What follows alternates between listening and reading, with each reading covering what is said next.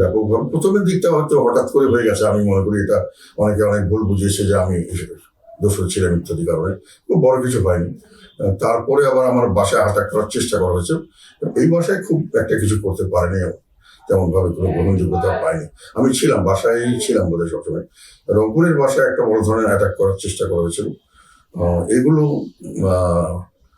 মানে সরকার করেছে বলতে, সরকার বলতে কিন্তু আমি এই বর্তমান যেটা বিগত যে অন্তর্বর্তীকালীন সরকার ছিলেন, এনাদের সরকারের মধ্যে আমি দু তিনটা ভাগ দেখেছি। একটা হলো ওনারা যারা অ্যাডভাইজার ছিলেন উনি এক সরকার, আবার ওনাদের যে নিয়োগকর্তা বলতেন বা ওনাদের মানে অভিভাবক বলে প্রধান উপদেষ্টা বলেছেন সেই সমন্বয়করা আবার আরেকটা সরকার, ওনারাও কিন্তু ওনাদের অর্ডারও প্রতিপালিত হতো। এবং আমি নিজে দেখেছি যে ওনারা যেটাই বলতেন আমাদের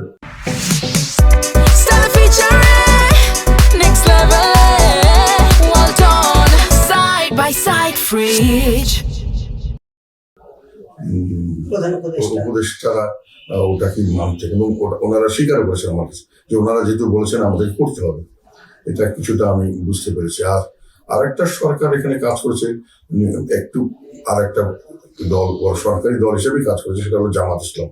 জামাতের বা ওনাদের কোনো কথাই আমি অন্তর্বর্তীকালীন সরকার না করে সেরকম দেখিনি, এবং তার সঙ্গে যারা ছিল এদেরও সরকারের সঙ্গে একটা খুব ঘনিষ্ঠ সম্পর্ক ছিল, এবং ওনাদের কোনো কথাই আমি জামাতের বা ওনাদের কোনো কথাই আমি অন্তর্বর্তীকালীন সরকার না করে সেরকম দেখিনি।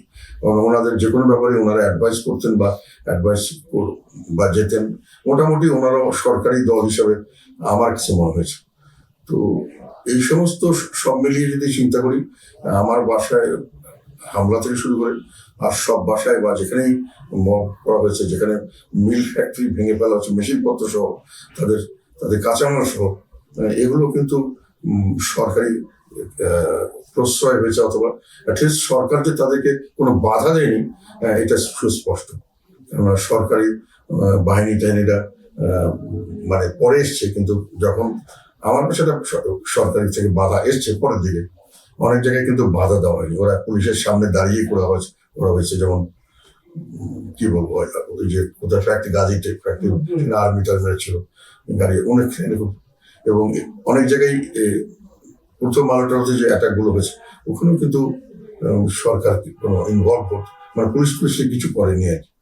তো সরকারি ব্যর্থতা ওরা বলতে চাচ্ছেন, আমার মনে হয় ব্যর্থতা হয়তো এক সাইডে ছিল, দুই তিনটা পার্ট বলুন না, একটা সরকারের ফর্মাল পার্ট, একটা ইনফর্মাল, আর একটা হলো ওনাদের অ্যাডভাইজার পার্ট, কোনো না কোনো পার্টের সমর্থন ছিল, অ্যাক্টিভ পার্টিসিপেশন ছিল অনেক ক্ষেত্রে, আমার বিশ্বাস।